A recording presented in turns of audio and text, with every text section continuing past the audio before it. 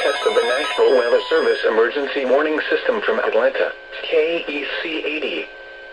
This test is conducted at approximately 11:30 each Wednesday morning, weather permitting.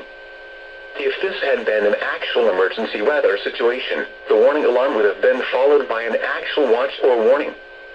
Reception of this broadcast and the warning alarm will vary at any given location.